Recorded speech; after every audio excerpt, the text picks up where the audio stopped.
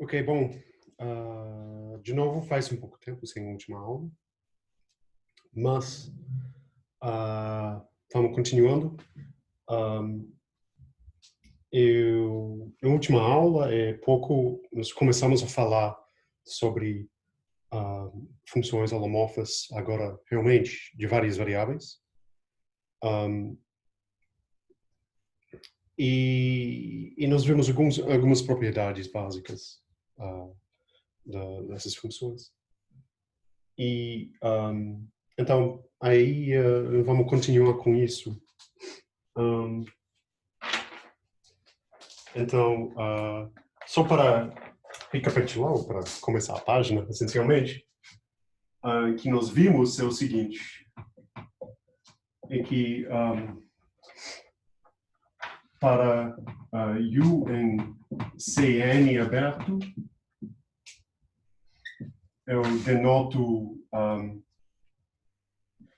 E0, 1, ou I de 1, 0, de 1, 0, de ômega, igual a formas, então, formas diferenciais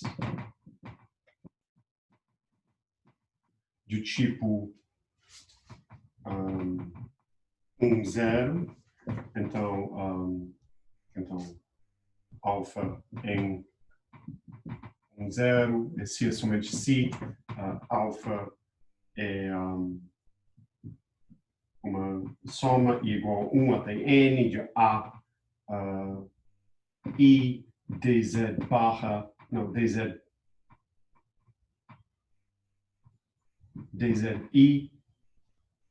para AI funções diferenciáveis suaves, então uma forma diferenciáveis suaves, então isso é de classe C infinito. Então isso é uma forma, então com funções com valores complexos, e a forma é de tipo 1, 0, se pode ser escrito como uma combinação linear das funções dz barra. Então, o que nós vimos é que se U é uma aplicação holomorfa, então biholomorfismo,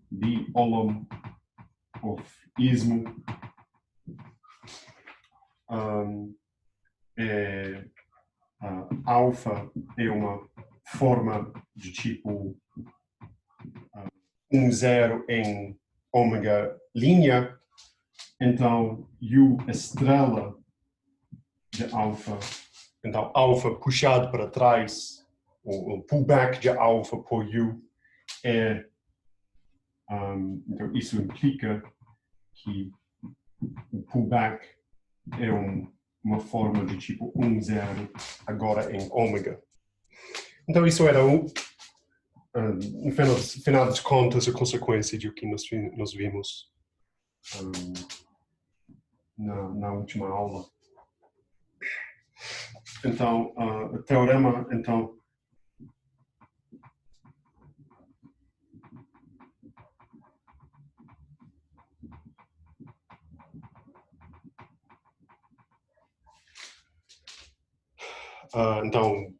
mudando o assunto um pouco, então, para o teorema de função implícita, então isso é muito parecido com o que é canônica em análise real, e também é super parecido com o que nós vimos em uma variável complexa. Então, isso é para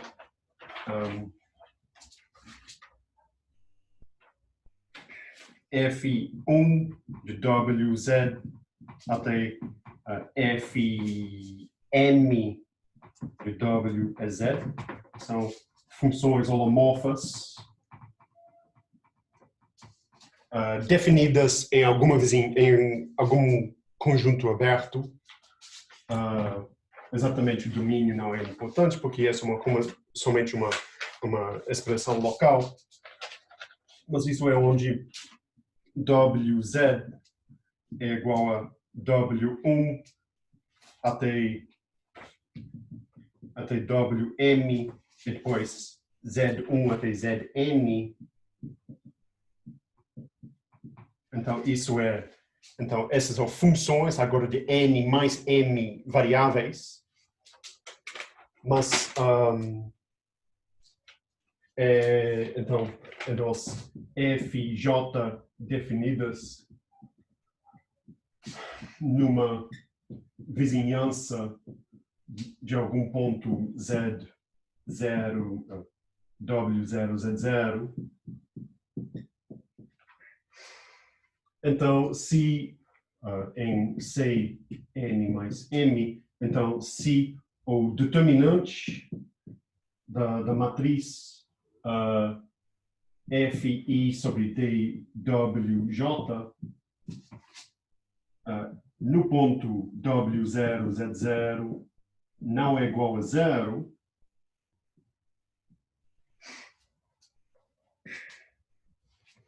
então o zero locus, então existe uma função analítica tal que o zero locus comum dessas funções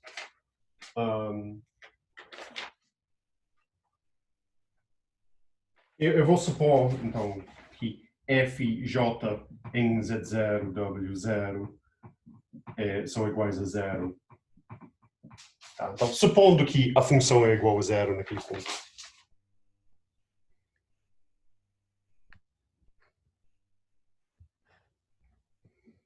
Tá. Então, um segundo, por favor.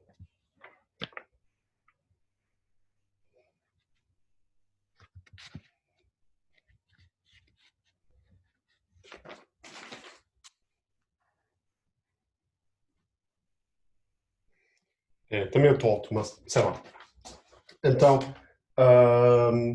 Então, se o determinante da matriz de derivadas com respeito das primeiras variáveis, das primeiras coordenadas naquele ponto é diferente de zero, então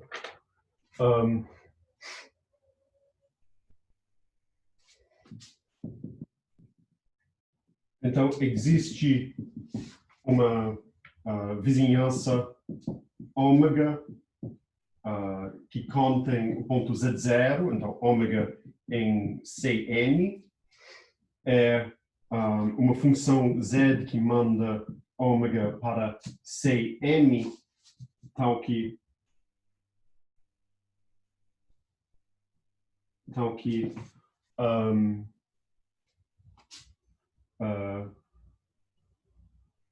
não, então isso é W, eu vou chamar. Então isso é tal que W. Então isso é uma função W que manda aquela vizinhança de Z0 para.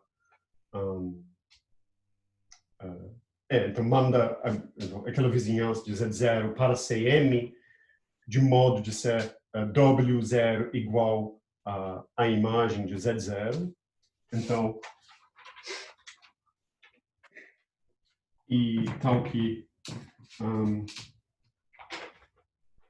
Fj de Wz igual a 0 para todo J igual a 1 até quanto é M,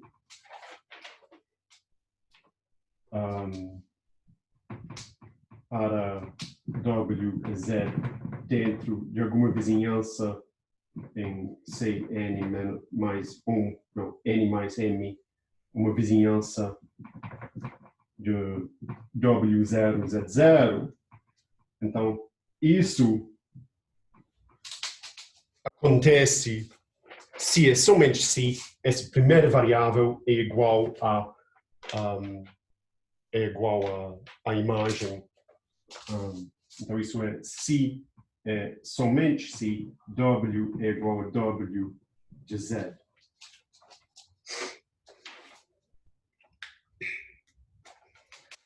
Então isso é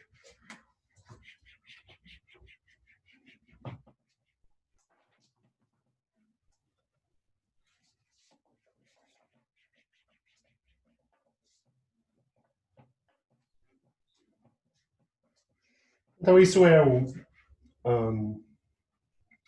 teorema de função implícita, que diz que o zero locus de uma família de funções é a mesma coisa com o gráfico de alguma função quando você tem o determinante de matriz jacobiano em algumas das variáveis é diferente de zero.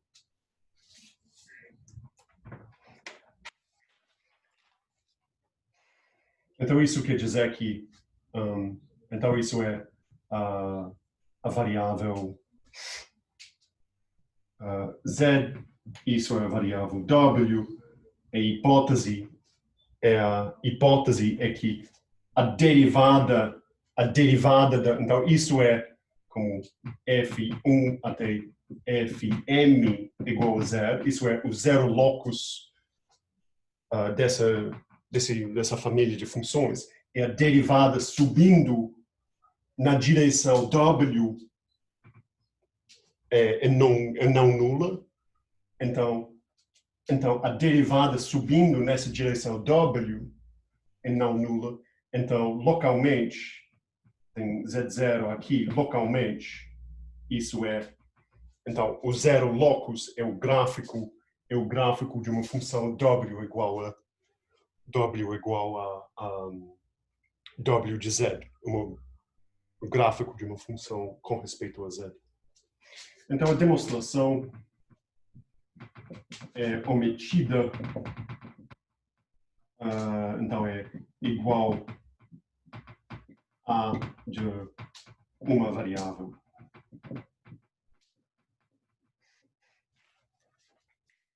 Então, como em uma variável, isso é uma consequência do teorema de função implícita de análise real, única coisa já não é anunciada aqui, mas isso é holomorfa. Então, isso é... então, essa função w é uma função holomorfa, é a única coisa, além do anúncio em análise real, a única coisa além é verificar a holomorficidade dessa função w. E isso é o fato de que, se você puxa uma forma de tipo 1, 0 para trás, você obtém uma função de tipo 1, 0. E isso vem graças à não degenerescência da matriz.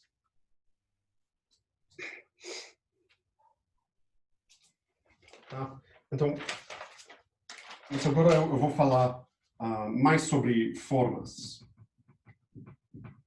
diferenciais.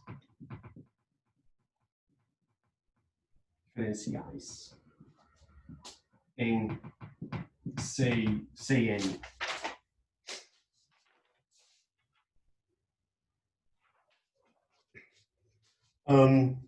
Então, isso é CN que é isomorfo com R2N. Então, nós temos coordenadas reais,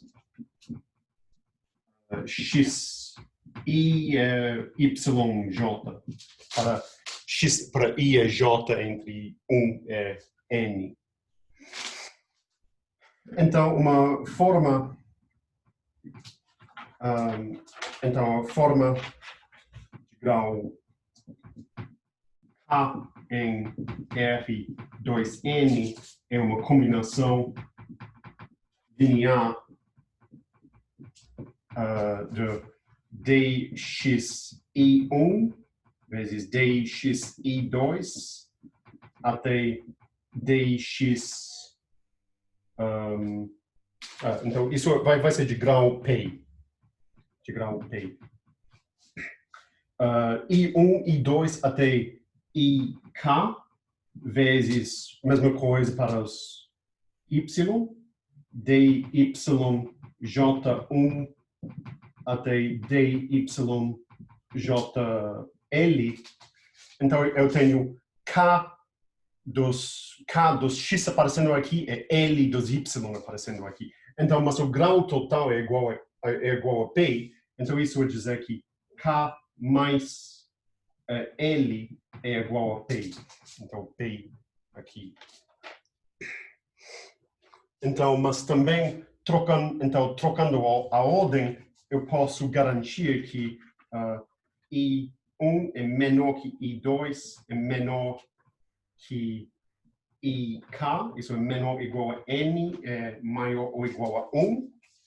É a mesma coisa, 1 é menor ou igual a J1 menor que J L menor ou igual a N. Então isso é só tomando conta de I1. Então isso é então se você tivesse uma forma, um monômio desse tipo arbitrário, você poderia alternar a ordem dos termos e pela antissimetria isso não muda, isso só mudaria o coeficiente para frente. Então, para ter o primeiro que aparece, o menor dos índices, e depois o próximo menor, depois o próximo menor é 2x, então IK é o maior. E também pode ordenar os y para também ser crescente, então as coordenadas sendo crescentes nesse sentido.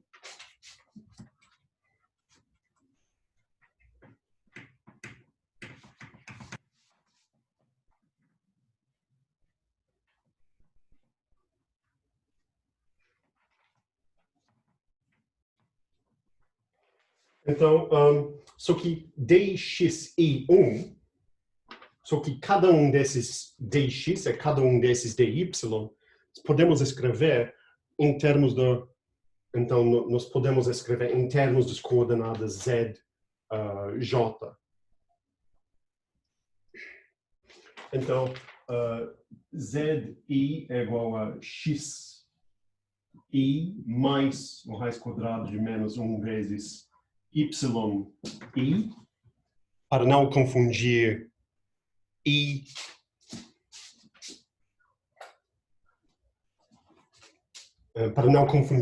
com a raiz quadrada de menos 1. Então, a mesma coisa vale para formas diferenciais. Então, dx i é igual a 1 sobre 2 de dz mais i mais d.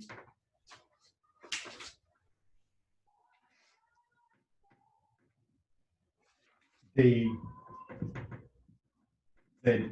conjugado é dy i é igual a 1 sobre 2i de dz menos i menos dz barra i.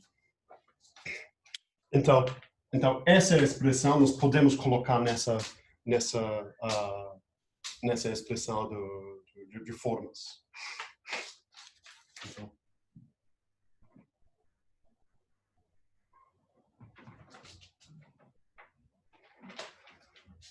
Então,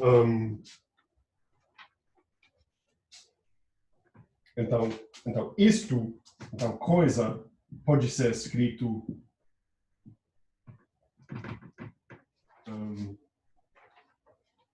como uma soma de termos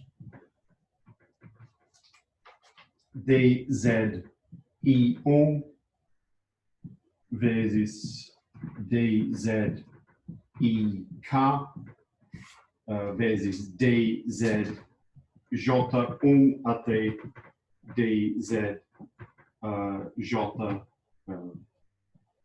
dzj1 conjugado até dzjl conjugado. Então, esses são os conjugados.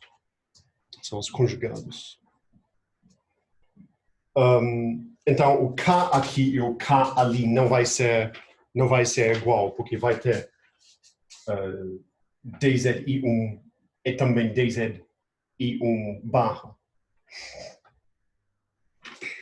Então, onde K mais L de novo é igual a P.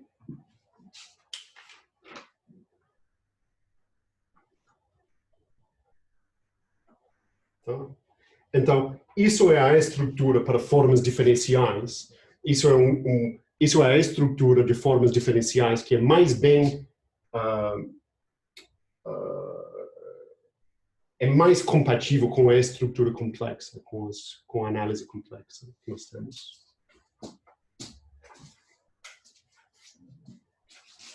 Tá?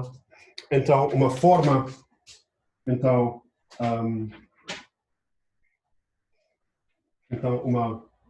uma forma F, que é uma forma de grau K em ômega, é de tipo PK. Então, isso é o meu trocando. Agora, K vai virar P, L vai virar K.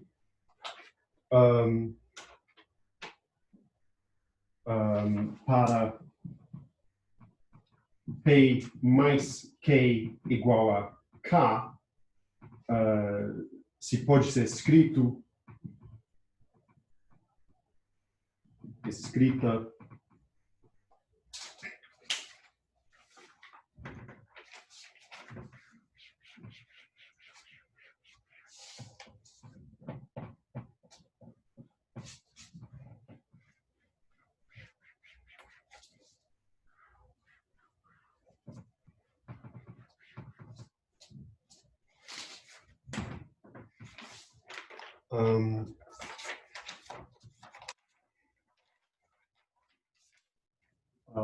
F é igual a uma soma sobre I é uma soma sobre J.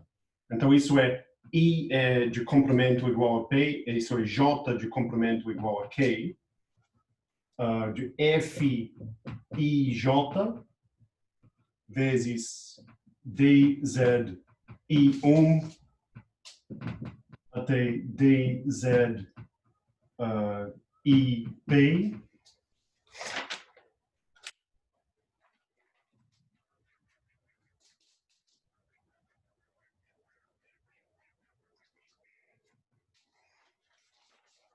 vezes dz barra J1 até dz barra JK.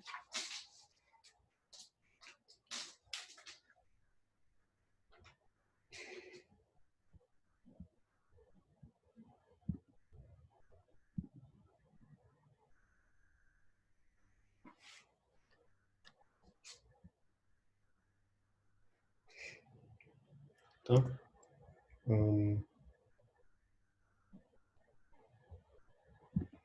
Tá? Então, isso quer dizer que então, aqui eu tenho então, o grau total é igual a π mais k, só que eu tenho especificamente, então, em todos os termos, eu estou considerando somente sempre multi-índices I1 até IP, mas com essa parte de comprimento P e também essa parte com Z barra de comprimento K.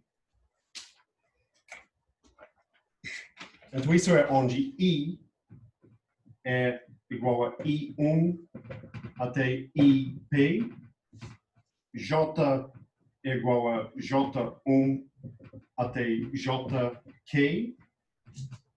Então, escrito assim, pela antissimetria do produto exterior, eu sempre posso escrever, eu posso supor que esses índices são crescentes. Então, isso é para 1 menor ou igual a I1 menor que os outros, até IP, que é menor ou igual a N. É 1 é menor ou igual a J1, que é menor que JK, menor ou igual a N. Então, esses multi-índices, então, I é J, eu vou chamados multi índices de comprimento P e Q.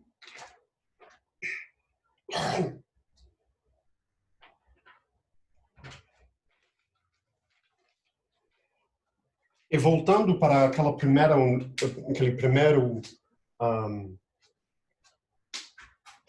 aquela primeira coisa que eu mencionei no início dessa aula, se eu tenho se as coordenadas z é igual a φ de w, que é 1 até wk, então isso é para φ holomorfa. Então eu posso puxar essa forma para trás, puxar essa forma f para trás, fazer o pullback de f. Então φ estrela de f vai ser igual a soma sobre I de comprimento P e J de comprimento K de F, essas funções compostos com, então, o pullback por φ e a composição, a pré-composição com φ vezes d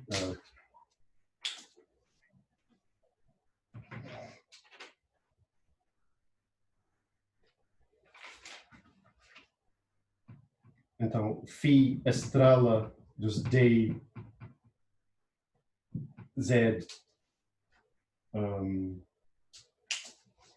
Na verdade, eu não vou escrever isso, eu vou escrever isso em um segundo, mas para simplificar, eu tenho φ estrela de dz, letra I, é igual a uma soma de J igual a 1 até K de dzi sobre sobre dw J vezes dw J. Eu não tenho dw barra nessa expressão puxando para trás. Por quê? Porque essa φ é holomorfa. Então isso é aproveitando da holomorficidade de φ. É a mesma coisa puxando dz barra I é igual a, então, a mesma soma sobre J de dz I sobre dw J, isso tudo conjugado vezes dw J conjugado, dw barra J. Então, puxando essa forma para trás,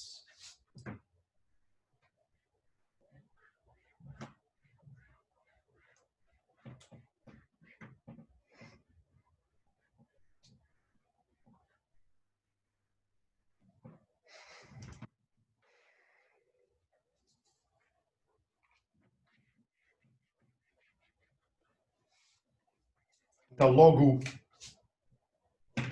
puxando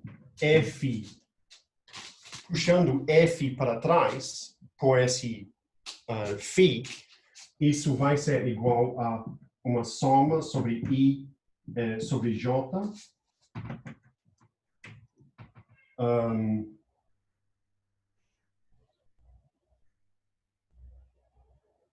de F I J composto com φ vezes φ puxando dz I1 para trás até φ puxando dz barra J K para trás. E aqui eles continuam sendo, então todos esses termos iniciais continuam sendo, isso é do tipo 1, 0 com respeito às variáveis dw. Então isso vai ser, eu vou trocar o coeficiente.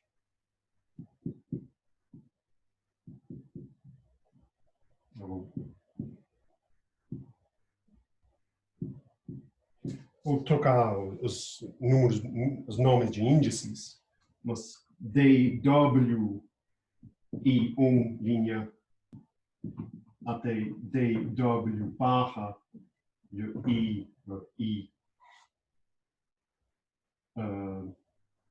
Então, j, o que seria? K linha. Então, mas isso também é de tipo pk, porque eu continuo tendo p termos no produto que são holomorfos, no sentido de ser o produto de p formas, de cada um de tipo 1, 0, é k formas, cada um de tipo 0, 1. Então isso quer dizer que o pullback de uma PK forma ou uma aplicação holomorfa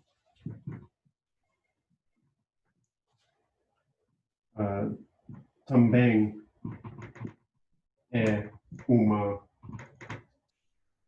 PK forma.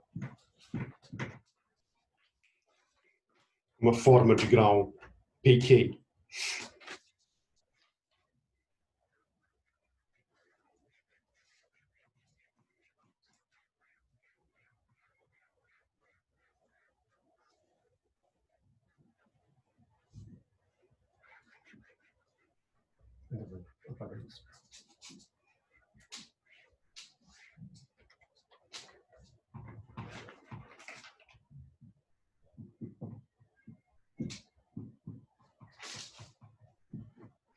Então denoto APK em ômega e o conjunto de formas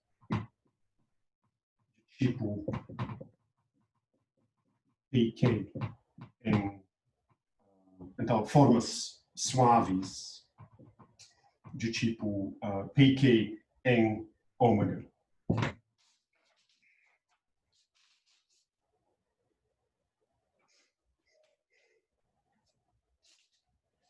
E observando, então a primeira coisa é que ômega, uma forma de tipo PK, então isso é uma forma que tem P dz e K dz barras. Uma forma, então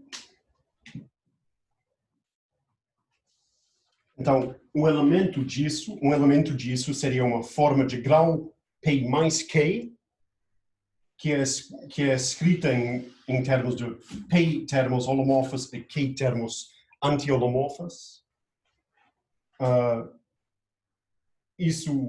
Então essa intersecção é igual a somente, então um elemento aqui é uma forma de grau P mais K, isso é uma forma, um elemento aqui seria uma forma de grau K mais L.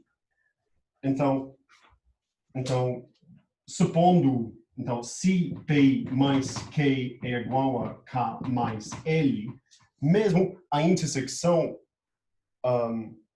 desses subespaços vetoriais é trivial, então eles intersectem somente na origem, se P é diferente, se P é diferente de K ou K é diferente de L. um desses valendo implica o outro, porque nós temos essa igualdade.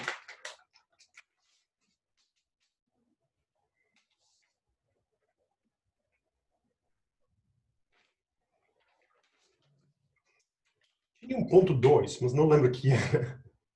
Ah, sim.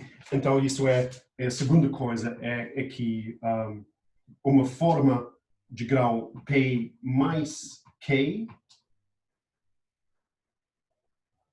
eu vou escrever, uma forma de grau K em ômega é igual a soma direto de J igual a 0 até K de J K menos J. Então, isso é uma forma de grau K. Então, então, o que isso quer dizer é que um elemento desse espaço pode ser escrito em uma maneira única como uma soma de termos de tipo JK menos J. Então, o elemento aqui é de tipo JK menos J, então eu tenho J dz, K menos J dz barras, e o grau total, então o tipo disso é JK menos J, mas o grau é a soma desses dois números. Então, o grau é J mais K menos J, que é igual a K. Então,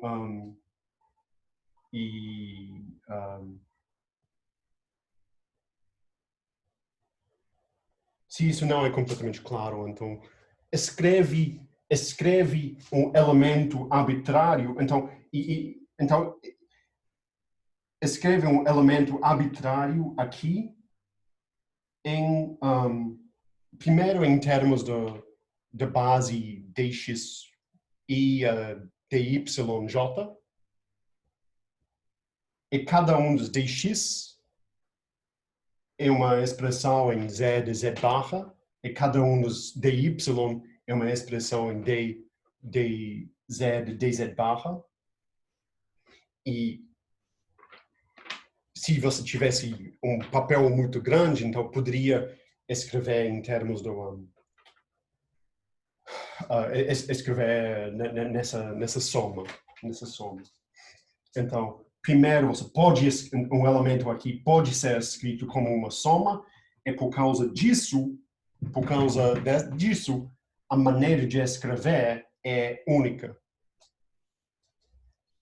Então, nós temos esses dois fatos.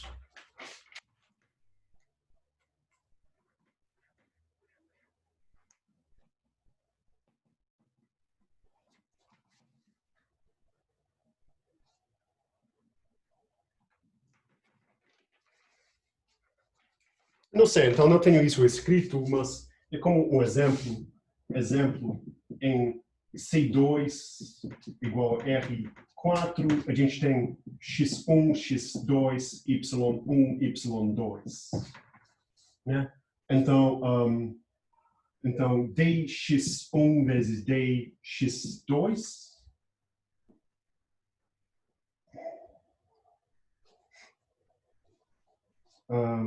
então, isso é igual a 1/2 de dz1 mais dz barra 1 vezes 1 sobre 2 de dz2 mais dz barra 2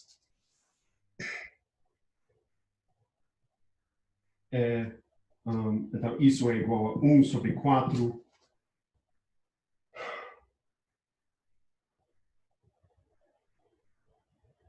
de dz1 vezes dz2 mais 1 sobre 4 de dz1, dz2 barra menos dz2, dz1 barra mais 1 sobre 4 dz barra 1 vezes dz barra 2. Então, isso eu estou escrevendo isso com esse menos para trocar esse termo e esse termo para ter o elemento de tipo 1, 0 em frente do tipo 0, 1. Então, isso é um elemento, isso é de tipo 2, 0. Isso é de tipo 1, 1. Isso é de tipo 0, 2. Isso é uma forma de grau 2, que é uma soma de alguma coisa de tipo 2, 0, 1, 1 e 0, 2. E em mais dimensões, ou para grau K maior, arbitrário, então você faz esse mesmo tipo de decomposição.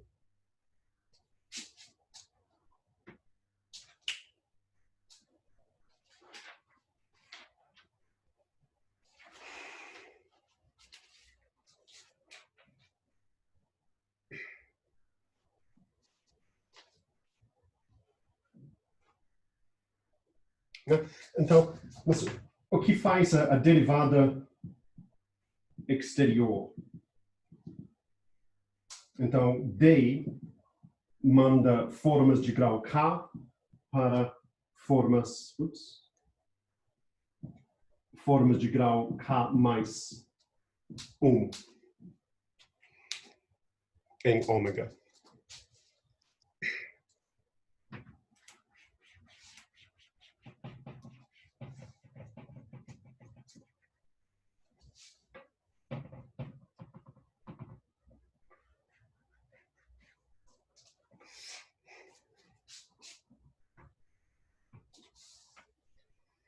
Então, eu tenho para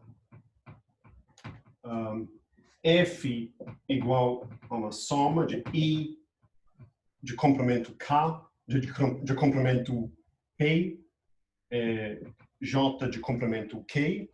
Então, isso é F, I, J, de D, Z, I1 até D, Z, I, P.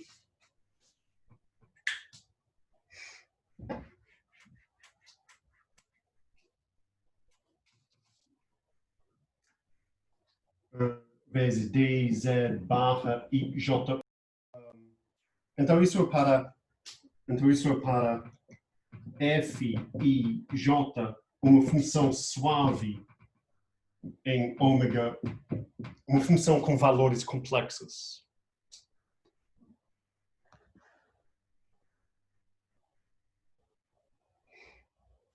Então, isso é uma função suave de valores complexos.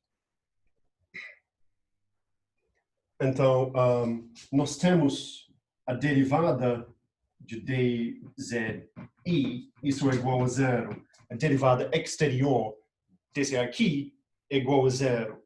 Então, logo, tudo isso é fechado nesse sentido. Então, a derivada age somente diferenciando os coeficientes. Então, logo, f, isso é uma forma de grau de tipo pk.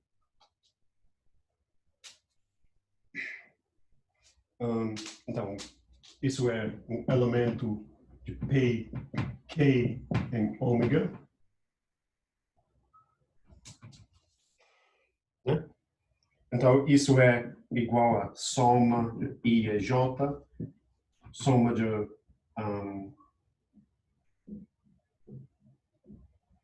de D, letra K. Então, isso é K igual a 1 até N de D, F, I, J sobre DZK, mais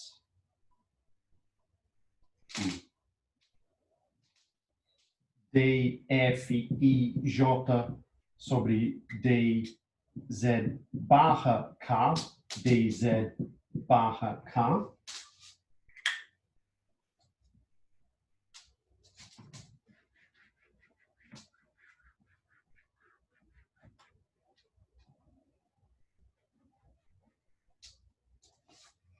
Isso eu vou escrever isso como dzi vezes dz barra j. Então, tudo isso vezes dzi vezes dz barra j.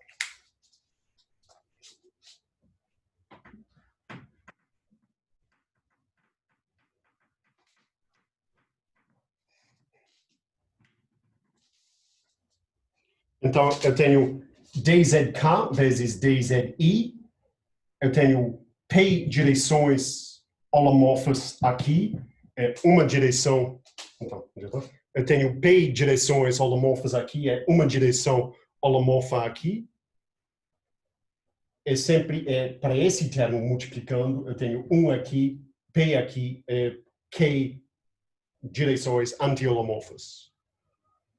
Multiplicando esse termo por esse monômio, eu tenho uma direção anti-holomorfa aqui, p direções holomorfas e k direções anti-holomorfas. Então eu vou decompor. Então, isso eu vou... então, isso é uma soma de I, J e K, de D, F, I, J sobre DZ, K vezes DZ, K vezes DZ, I vezes DZ, J barra, mais uma soma de I, J e K, de D, então, F, I, J sobre DZ barra K, DZ barra K vezes DZ, I vezes DZ barra J. Então, isso é de tipo P mais 1 K.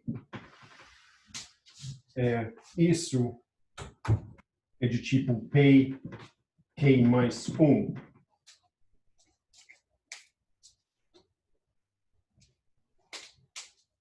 Então, a conclusão é que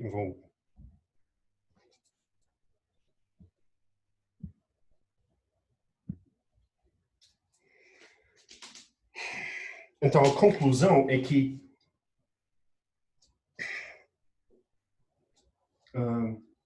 a derivada, então, D manda uma forma de tipo PK para uma forma de tipo P mais 1, K mais uma forma de tipo P, K mais 1. Então,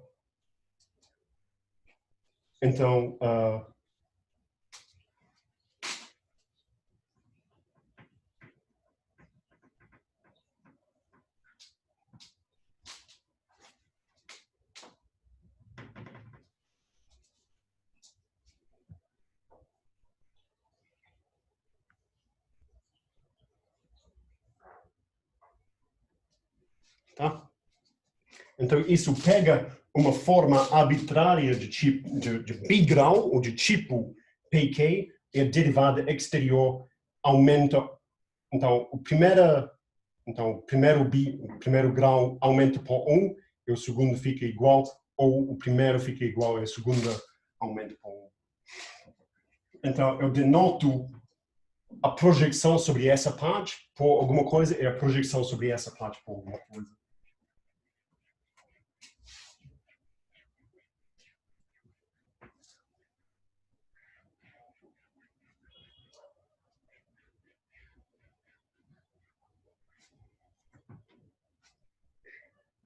Então, eu tenho df é igual a isso. Então, isto eu vou chamar df, d redondo, Eu vou chamar isso d-barra de f.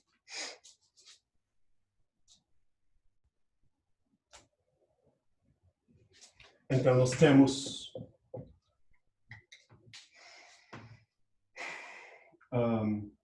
d redondo, que manda formas de tipo pk para formas de tipo p mais 1. K é d-barra, alguma coisa que manda uma forma de tipo pk para uma forma de tipo k mais 1. Então, de modo de ser, então, tal que a derivada exterior é igual a d mais d-barra.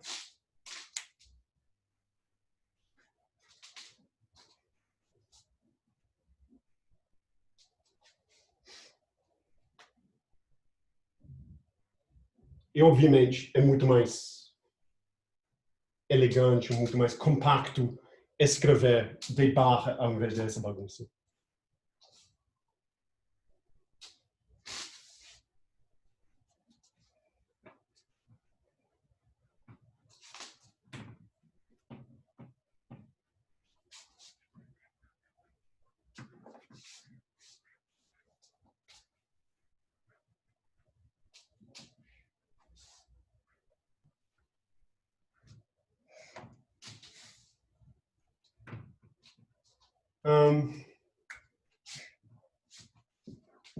E com observações,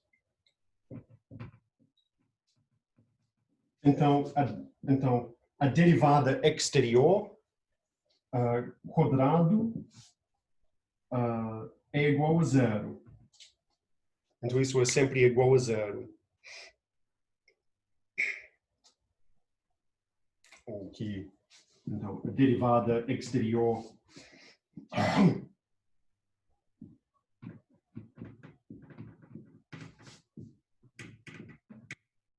a derivada exterior da derivada de alguma função ou alguma forma é igual a 0 para toda forma.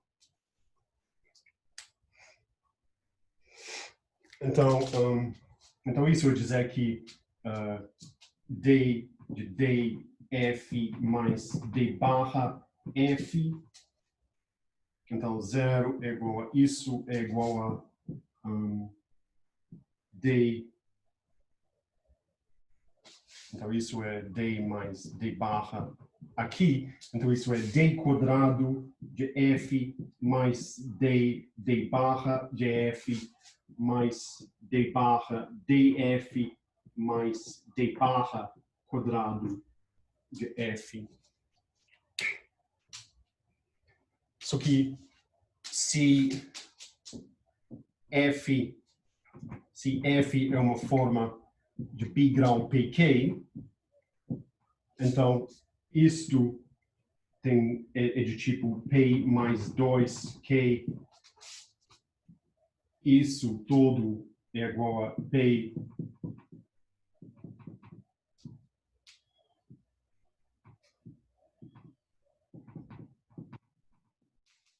então, fazendo duas derivadas holomorfas, isso aumenta o primeiro lugar, componente, direção, por 2 e deixa igual o número de direções anti-holomorfas.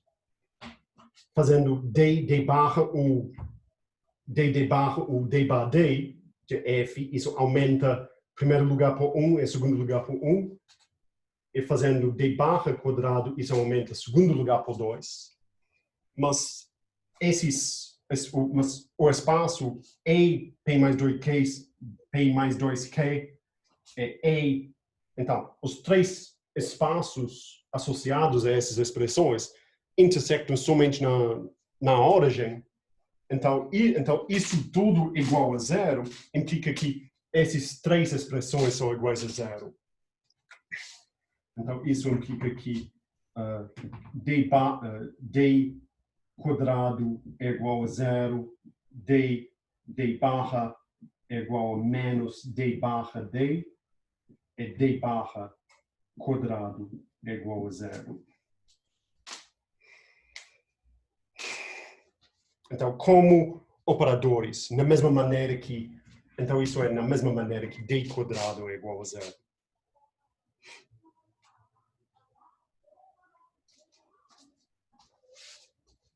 Então,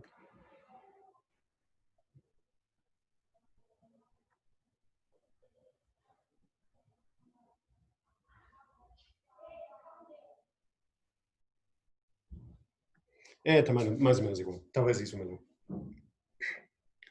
Tá, então nós temos essas expressões. Então, essas são as propriedades básicas desses componentes d redondo e d-barra redondo, que são os componentes da derivada exterior.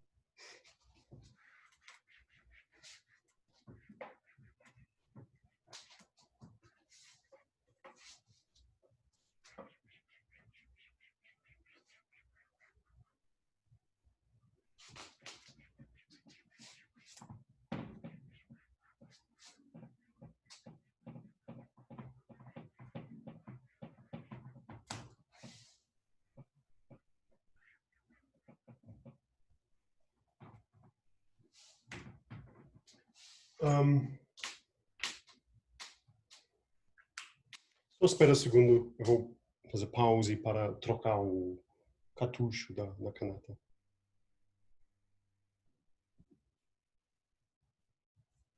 Tá, então voltando. Então, se eu tenho, então, ômega, um conjunto aberto, é f, uma função suave, com valores complexos, uma função suave em ômega, então, a derivada exterior da função é uma forma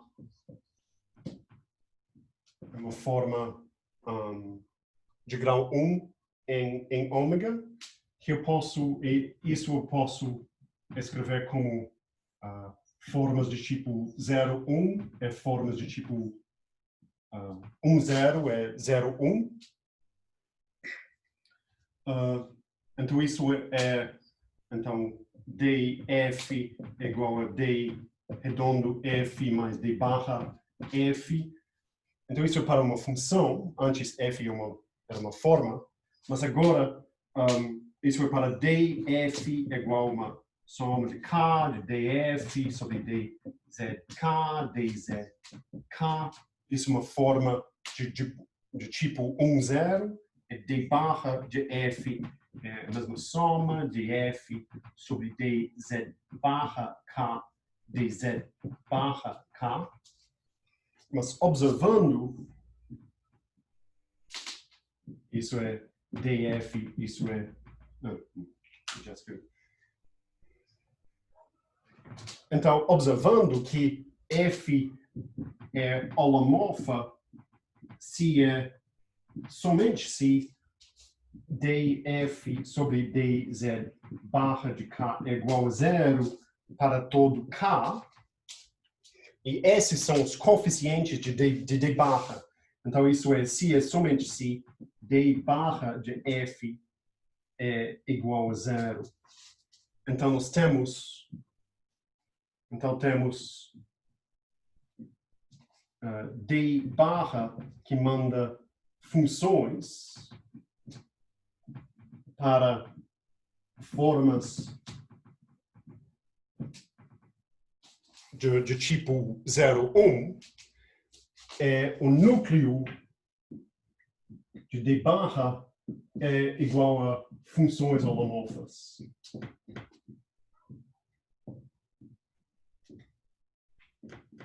Funções holomorfas.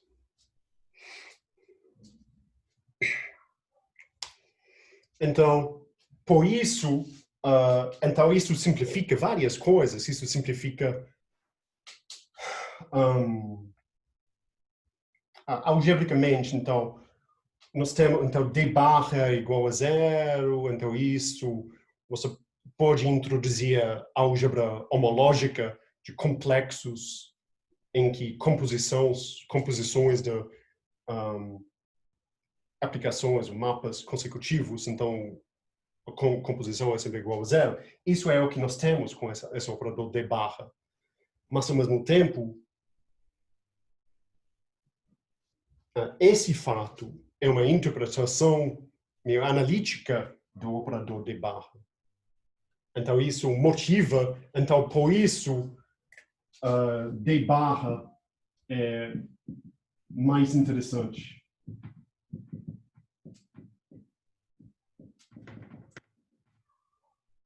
Que d redondo.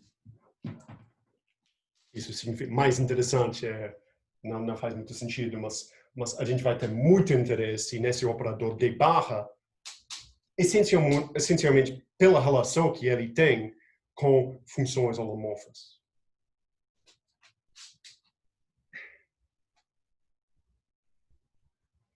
Mas, ao mesmo tempo, uma outra observação.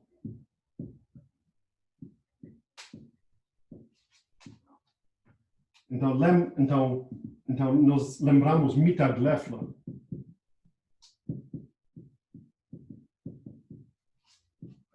Então, isso diz que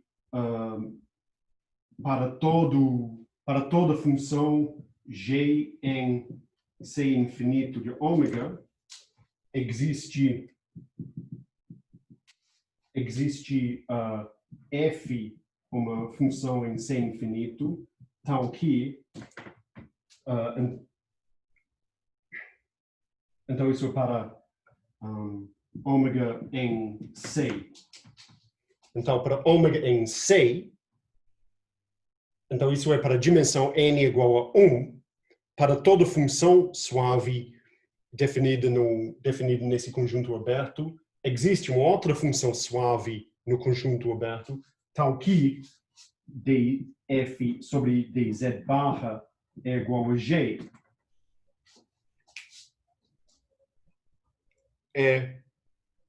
Isso é dizer que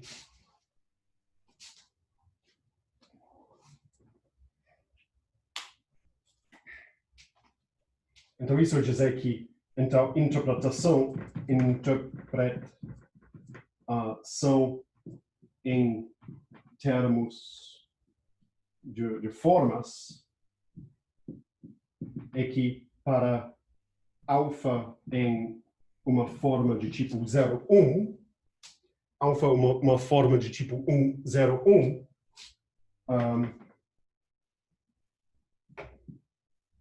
então alfa é igual a g vezes dz barra,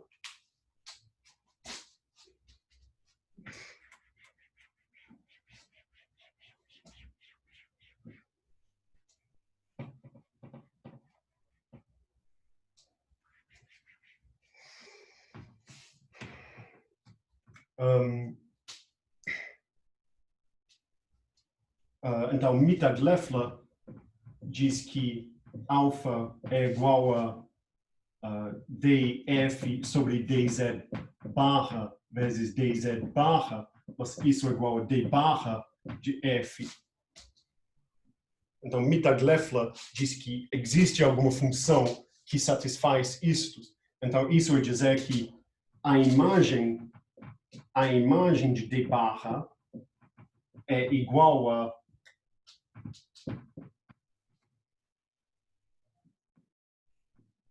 então Mittag-Leffler diz que em uma variável a imagem do operador d-barra é igual a todas as formas de tipo 0, 1.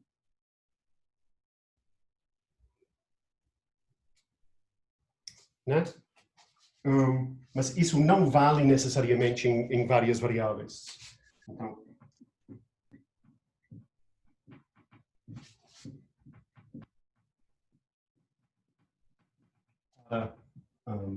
n maior ou igual a 2. Então, pelo menos para qualquer ômega.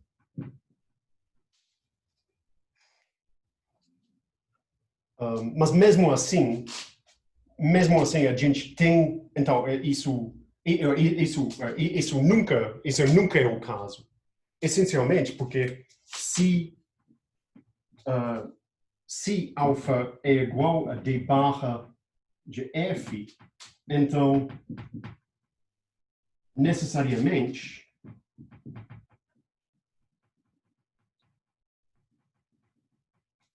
d-barra de alfa é igual a d-barra quadrado de f é igual a zero.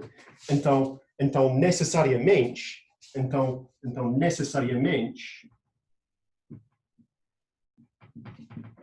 alfa está no núcleo de d-barra. Então, a imagem não vai ser todas as formas de tipo 0, 1.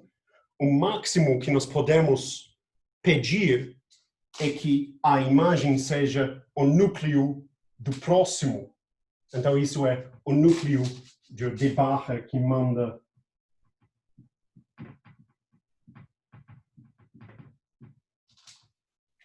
porque esse operador, esse d-barra, manda funções para formas de tipo 0, 1.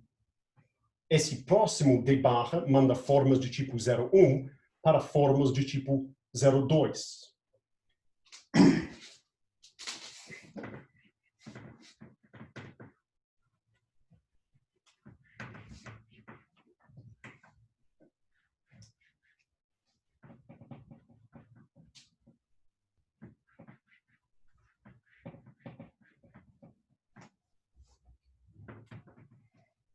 Então, nós temos funções em ômega.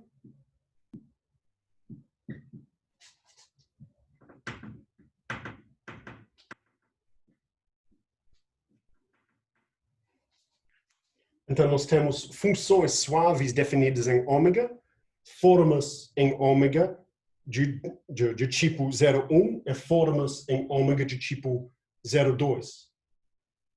D-barra quadrado quer dizer que a imagem desse é enviado para 0 pelo próximo. Então, isso quer dizer que, então, isso 1 é 2. Então, a imagem de d-barra está dentro do núcleo do próximo d-barra.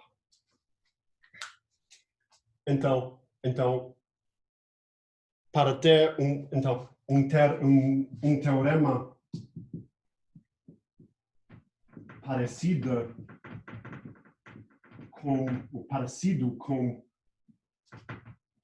o de Mittag-Leffler,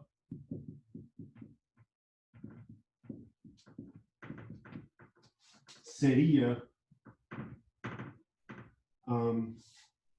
entender quando nós temos igualdade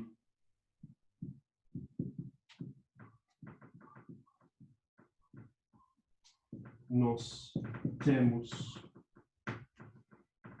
igualdade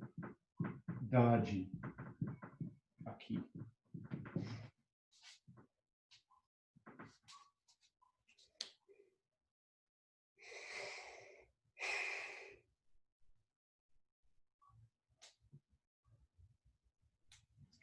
Tá?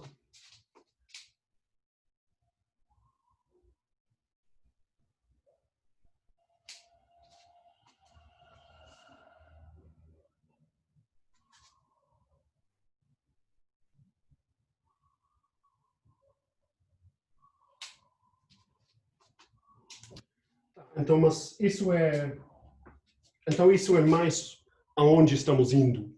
Então, esses são os resultados, o tipo de resultado, o tipo de questão que aparece em capítulo 4 do livro de Romando. Não sei se a gente vai chegar naquele ponto, mas sei lá, eventualmente. Primeiro, eu vou falar mais sobre a fórmula de Cauchy.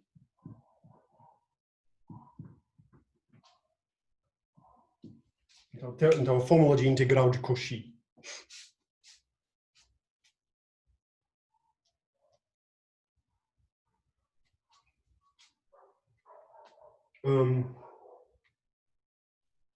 Então,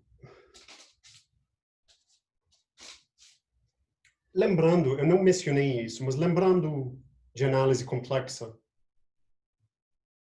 você pode demonstrar, então, o que eu fiz no começo da disciplina, uns meses atrás, é demonstrar a fórmula de Cauchy em uma variável, supondo que a função já é de classe C1. Porque isso é o que você precisa para aplicar, para usar o teorema de Green, o Gauss, não sei quem, teorema de Stokes, que é essencialmente o teorema fundamental de cálculo. Para o teorema fundamental de cálculo, você precisa que a função seja diferenciável. Né? Não, eu acho, o classe C1, diferenciável. Então, nos textos básicos de análise complexa, nas disciplinas básicas de análise complexa de uma variável, você demonstra o teorema, ou a definição de uma função holomorfa é só uma função que é diferenciável, com respeito a uma função que é diferenciável com respeito a variável z. Então, isso não é necessariamente diferenciável a priori, isso não é necessariamente diferenciável com respeito a x y, mas só com z.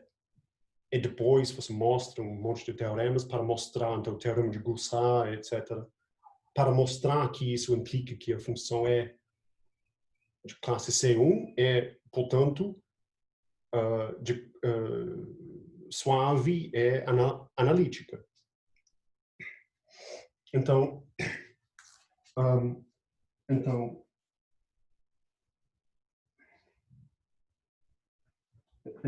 em uma variável,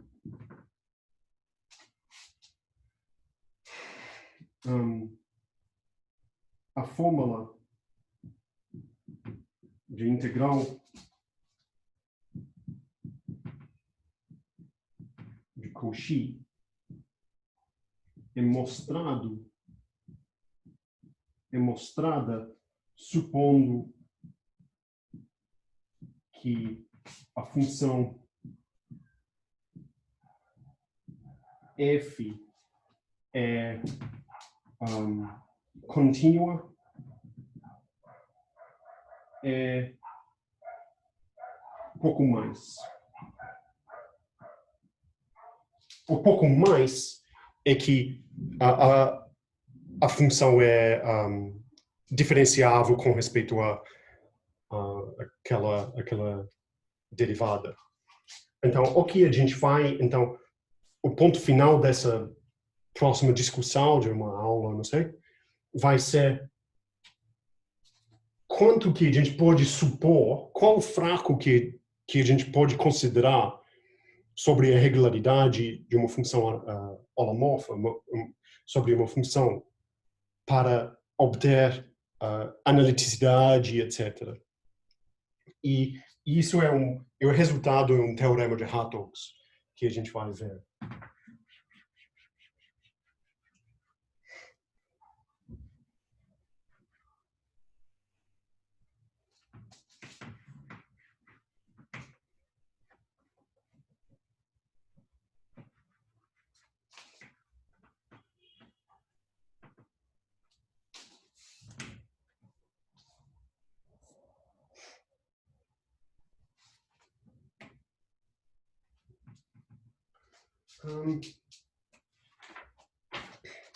Mas só para lembrar isso, mas para começar um pouco de notação, eu tenho para D1 até Dn discos em C. Então eu escrevo D é igual a D1 vezes Dn em Cn. Então, um produto de discos em C é um polidisco. Então, isso é D é igual a Z igual a Z1 até Zn.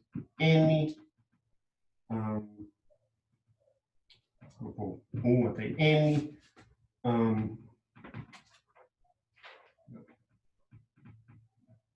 Até N. Então, aqui Zi menos Zi0 é menor que Ri para todo I igual a 1 até N. Isso é a regra para definir o disco DI. Então, isso é um produto de discos. Então, eu denoto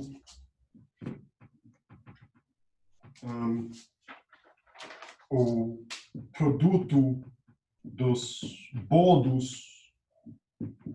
Então, o bordo de um disco DI é um círculo. Então, isso é como um círculo. Isso é como o produto de N círculos. Então, esse polidisco vai ser um conjunto aberto em Cn. Então, como uma variedade, isso vai ser de dimensão 2n. O produto de bordos é uma variedade, o produto de N círculos é uma variedade de dimensão n. Isso não é o bordo topológico, mas isso é o bordo distinguido. Então, isso é D0 de D. Eu chamo o bordo distinguido, distinto, distinguido.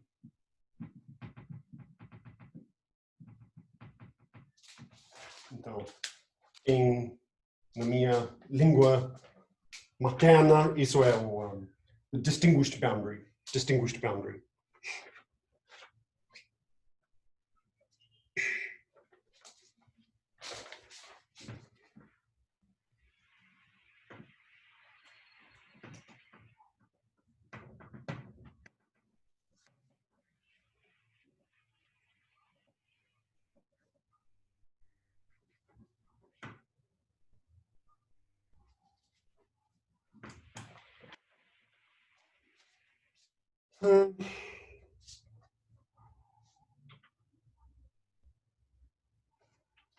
Então, o teorema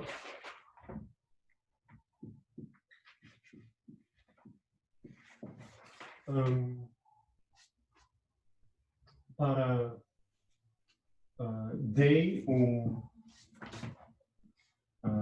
polidisco aberto é U uma função que é contínua, uma função que é contínua no fecho topológico desse polidisco. Então, que é contínua, tal que ZJ indo para U de Z1 até ZJ menos 1, ZJ mais 1 até Zn, tal que isso seja holomorfa.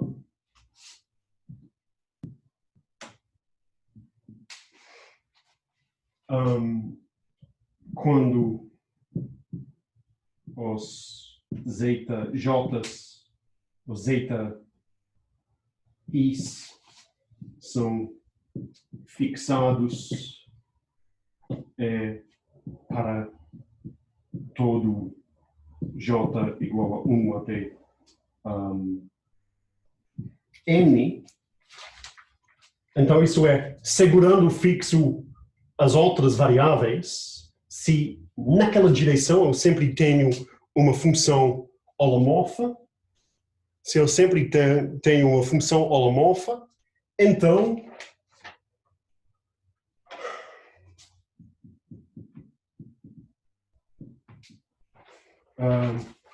para todo z no disco, u de z é igual a 1 sobre 2πi, a potência n, da integral sobre o disco distinguido, esse bordo distinguido, de u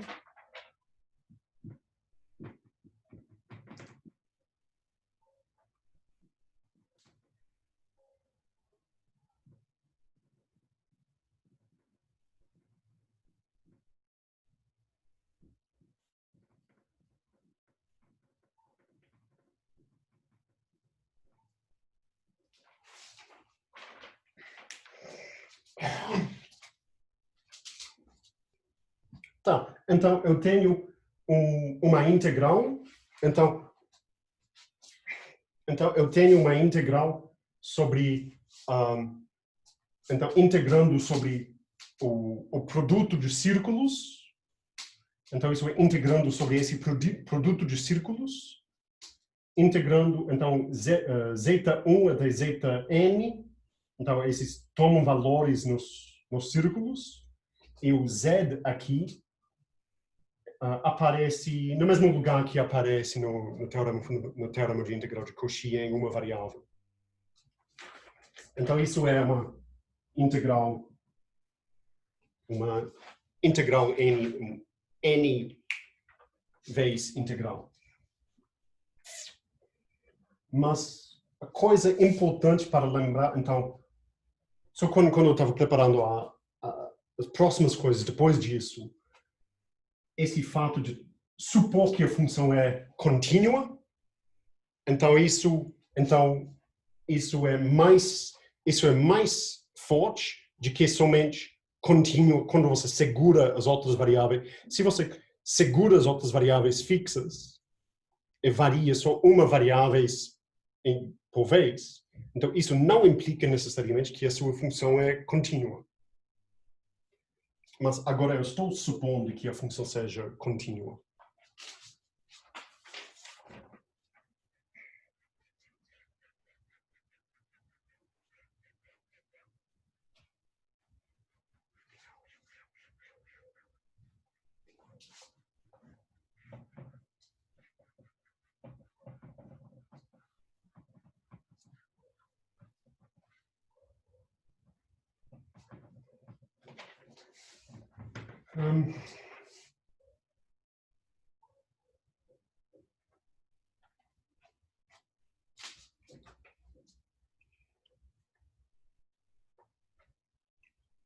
E com essa hipótese, isso segue diretamente do teorema fundamental do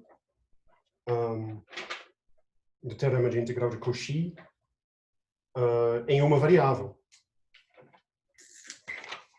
Então, para z1 até zn no disco, então isso é demonstração,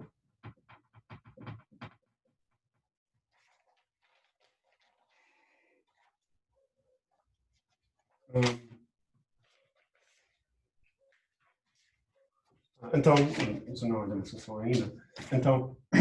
Então logo, isso demonstra, então logo, U holomorfa implica que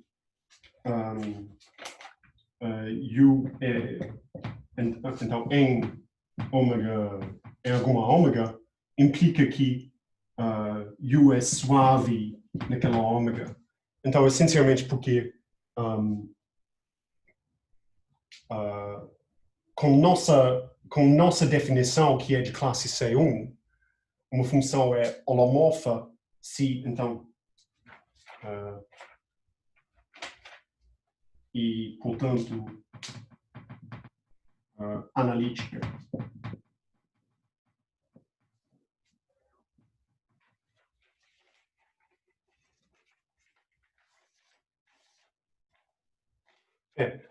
Então, nossa hipótese,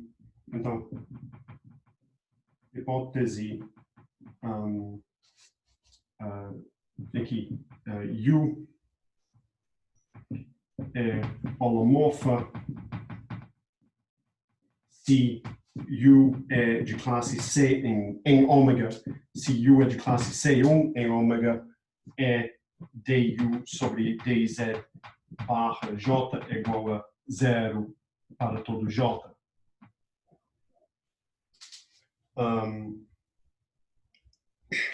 Então, isso implica, então, em particular, U é contínua, em particular, U satisfaz,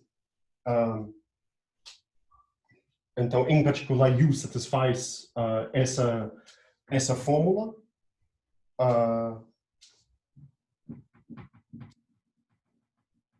Mas a fórmula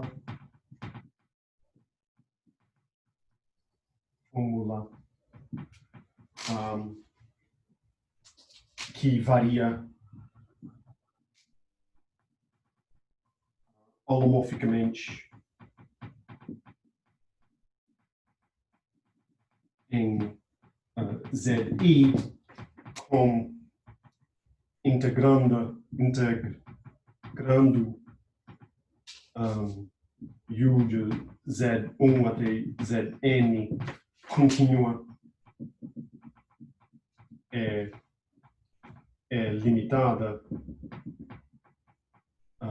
Então, logo,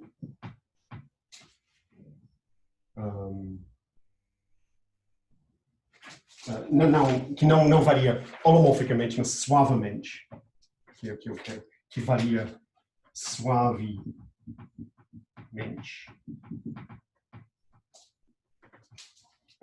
Integrando U de Z1 a Zn contínua é limitado, então logo U é suave. Então isso implica que se eu tiver essa fórmula de integral de Cauchy nessas variáveis, então necessariamente a função é infinitamente diferenciável. Então, eu vou explicar essa fórmula.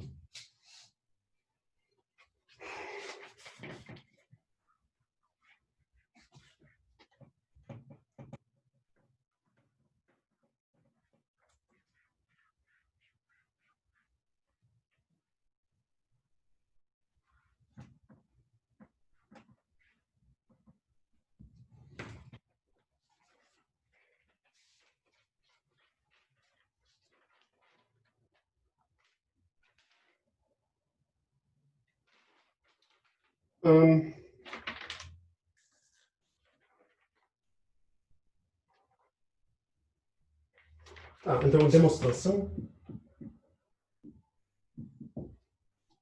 demonstração para Z2 até Zn fixos, temos U de Z1 até Zn é igual a 1 sobre 2π e a integral sobre o bordo do primeiro disco,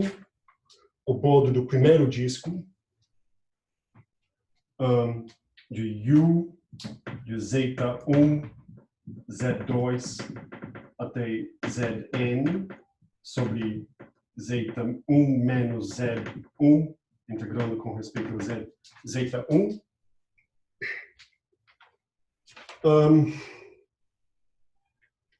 Etc. Isso é igual a 1 sobre 2πi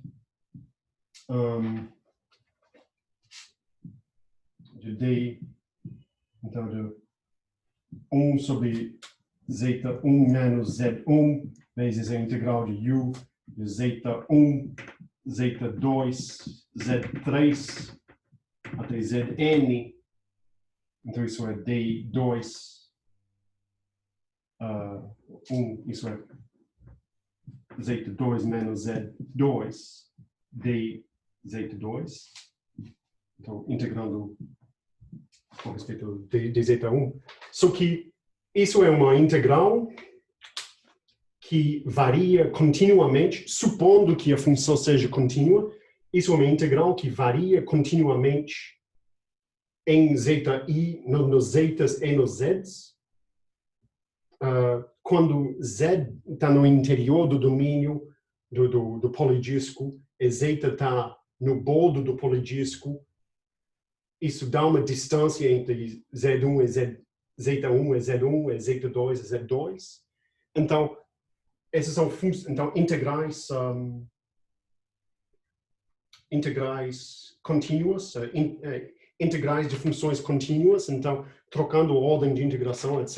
Então, estendendo, então isso fazendo dupla identificação, mas isso estende muitas vezes. Mas a coisa importante é que essa função é contínua, então você pode aplicar teorema de Fubini, etc., para trocar a ordem de integração, etc., sem mudar nada. Então isso é, eu só vou dizer etc., porque a função na integral é contínua para zeta no bordo distinto e z no interior do polidisco. Então para os zetas no bordo distinguido do polidisco e para z no interior do polidisco, então esses termos no denominador ficam longe de zero, então não tem explosão assim.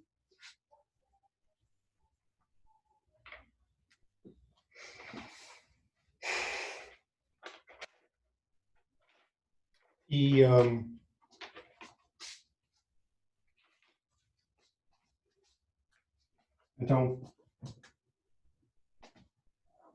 então com isso temos todos os corolários do teorema da integral de Cauchy, teorema integral de Cauchy, como antes.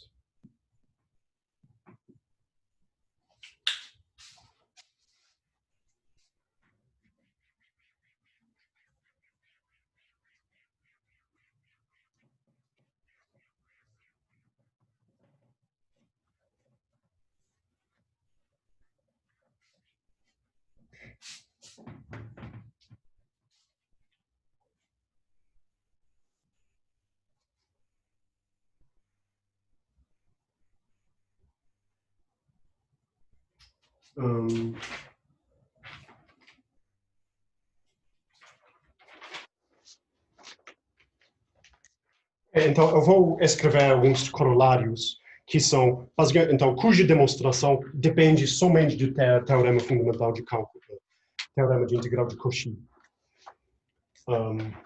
Então, os corolários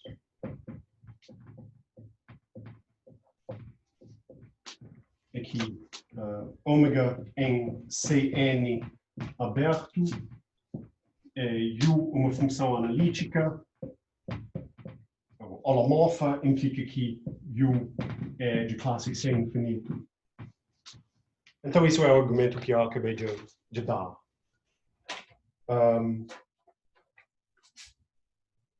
Então, eu vou voltar para o corolário, porque a próxima é notação sobre derivadas.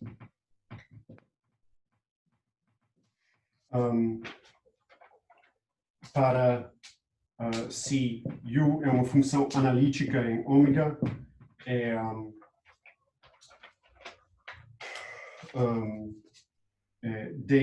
eu vou escrever d alfa de u é igual a d valor absoluto de alfa sobre dz alfa 1, dz1 alfa 1 até dz n alfa n de u. Então isso é para alfa igual a alfa 1 até alfa n, alfa is maior. Então inteiros maiores ou igual a 0. Aqui eu tenho o valor absoluto de alfa. Então isso é não é o valor absoluto de alfa, mas isso é a soma das alfas. Então isso é a soma desses inteiros. Eu escrevo factorial. Tenho alfa factorial. Isso é factorial, não factorial. Igual ao produto dos factoriais.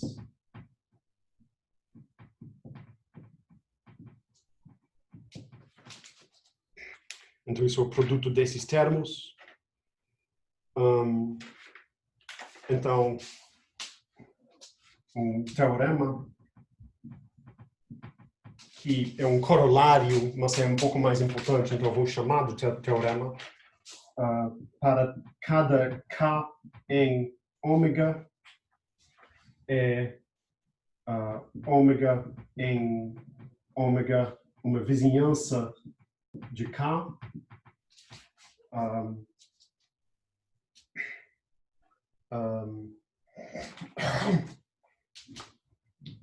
Para cada alfa, um multi-índice desse tipo, um multi-índice como isso, existe C alfa maior que 0, tal que, então isso vai ser a mesma desigualdade, comparação de normas que nós tivemos em uma variável.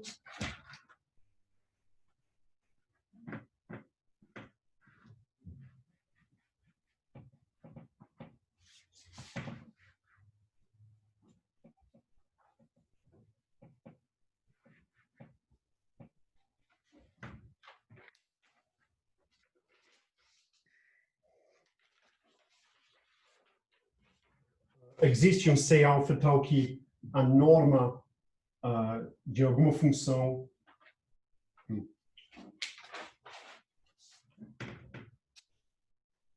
então, o subnorma em K da alfaésima derivada de U é menor ou igual a C alfa vezes a norma L1 em ômega.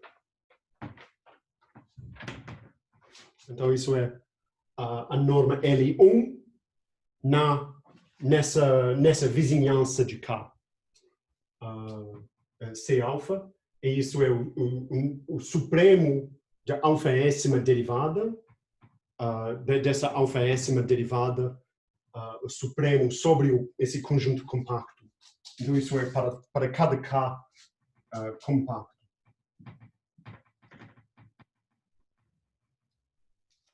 E isso vale para toda função analítica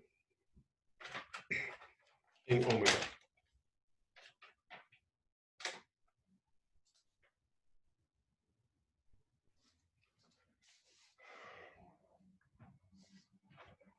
Então, a demonstração é igual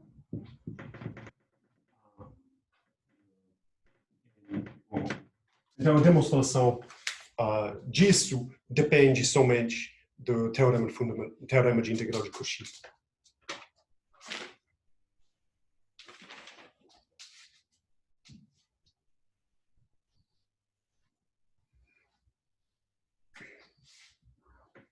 O próximo corolário,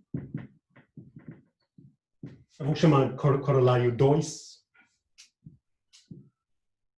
Isso é um teorema, corolário, teorema, corolário. O que é?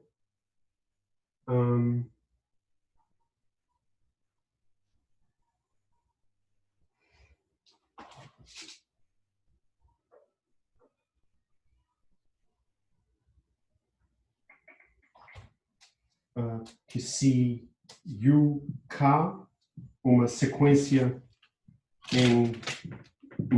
de funções analíticas, então uma sequência que converge, então que UK converge para U uniformemente em compactos em ômega. Então, esse U, então necessariamente o limite de uma sequência uniformemente convergente em compactos também é analítica.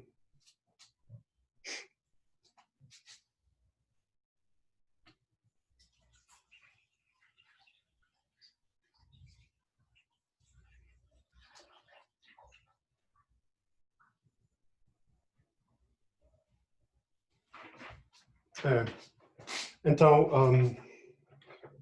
esse corolário segue desse teorema, porque, só olhando aqui, convergência em compactos vai implicar convergência em L1 nesse ômegazinho.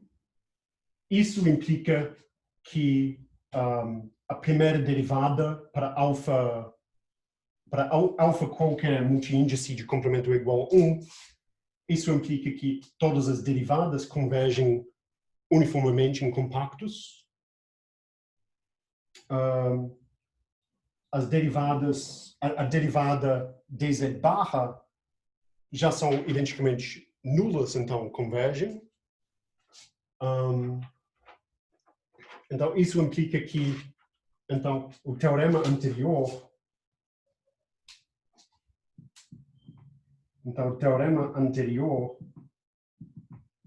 implica que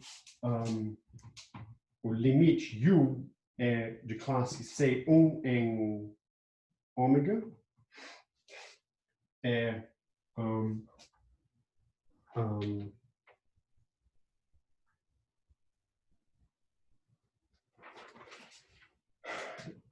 que UK converge para U em C1 em compactos.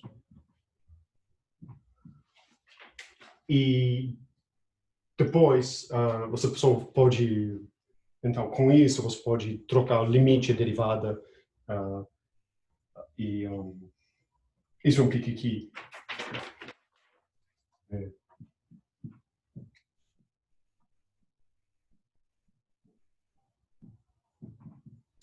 então, isso implica que você pode fazer D sobre dz barra K, então que é igual a zero.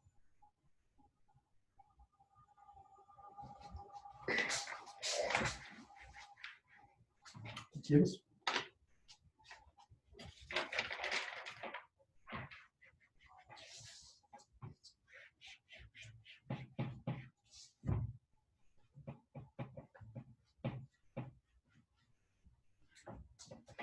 Mas eu não estou muito preocupado com isso, porque essa parte, esses resultados são, com essas hipóteses, são iguais ao que nós temos em uma variável. Então, a demonstração eu estou pulando, porque a demonstração de uma variável também vale.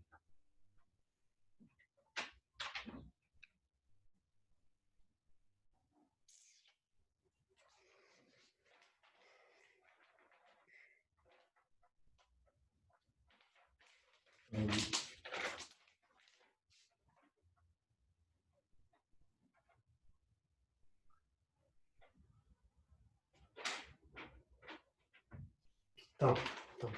Então vou anunciar, vou fazer mais um corolário e começando na próxima aula vamos falar sobre séries de potências em mais variáveis, que uma coisa eu sempre nunca entendi.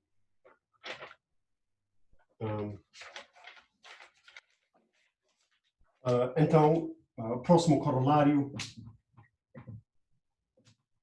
é que para UJ,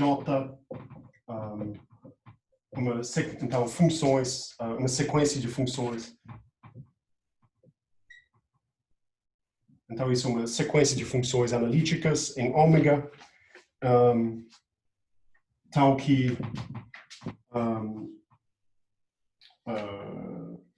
UJ em valor absoluto é uniformemente limitada em cada compacto em ômega.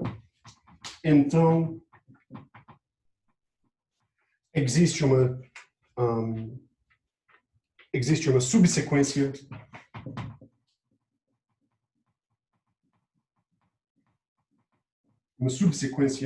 UJI, então que UJI converge para algum U uniformemente em compactos.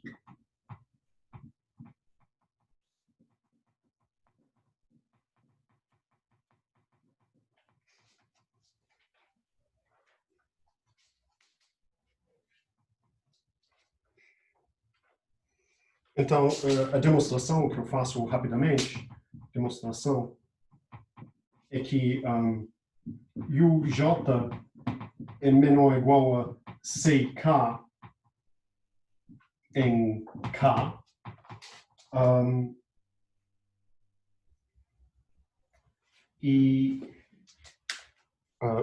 Então, isso é uniformemente nesse compacto. Pelo mesmo teorema anterior, nós temos esse tipo de desigualdade. Então, isso diz que UJ de C1 em K é menor, também é uniformemente limitada. Então, é CK linha. Então, a primeira derivada é uniformemente limitada no mesmo conjunto K. Então, agora, a Zella Ascoli diz que existe uma subsequência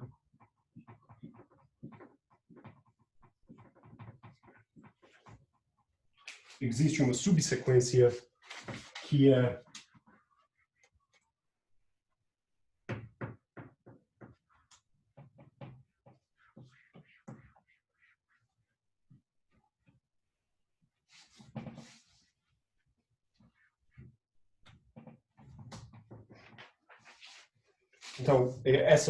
supondo a primeira, as funções uniformemente limitadas, isso implicando uma condição sobre as primeiras derivadas, isso sai dessa afirmação, essa relação entre o supremo de alfa-ésima derivada para funções analíticas com uma norma em L1.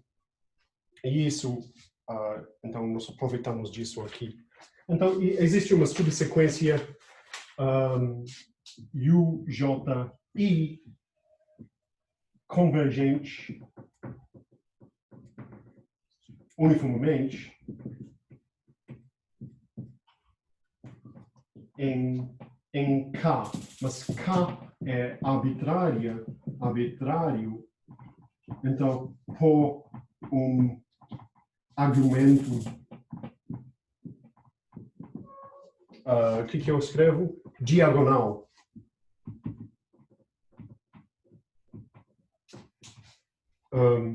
A subsequência pode ser subsequência pode ser escolhida para ser convergente em todos, escolhida para ser convergente em todo compacto.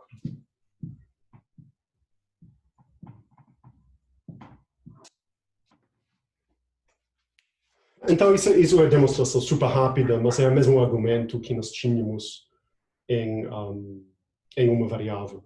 É só para relembrar a interdependência sobre os conceitos. Nessa parte, então, quando a gente chegar em coisas que não são repetições do que aconteceu em uma variável, eu vou ter um pouco mais cuidado sobre os argumentos. Tá. Obrigado. Muita saudade de todos e espero que a gente se veja então relativamente logo. Tchau, pessoal.